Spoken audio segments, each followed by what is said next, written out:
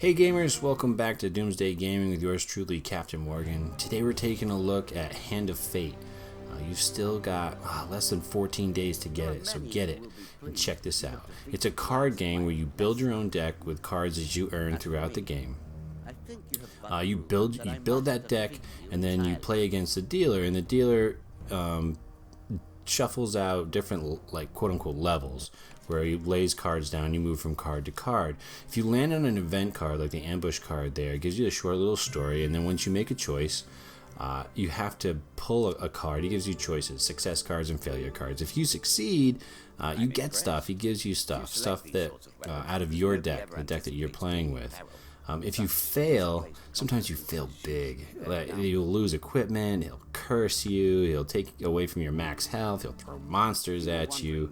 But along the way, you'll find shops for the nice little detours, because you can sell some of the stuff that you have, because you end up with like a lot of like stupid axes and shields and stuff. More importantly, is food. You need food to move around the map. To move from card to card costs you 1 food. So the more food you have, the better off you are. Food is also used as a currency, so bear that in mind. There's a lot of deep strategy and equipment management in this game. Early on, get a shield and get it quickly.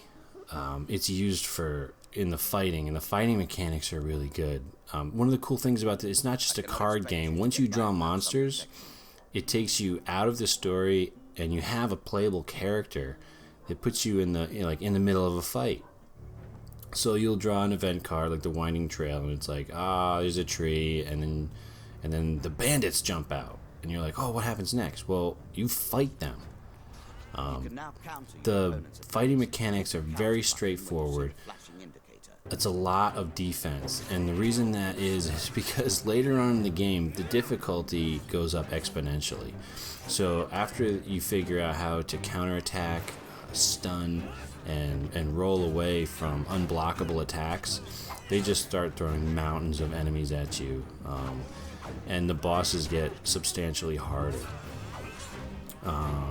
The counterattacks are so important because of the increase in difficulty.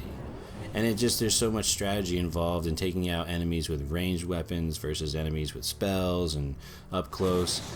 I give this game a massive 4 out of 5.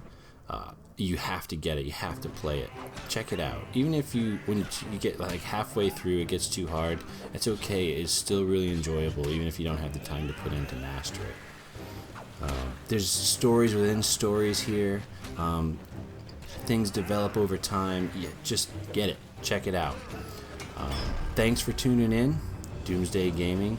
I'm Captain Morgan. Feel free to look me up online. And as always, happy gaming, people. We're taking a look at Thief.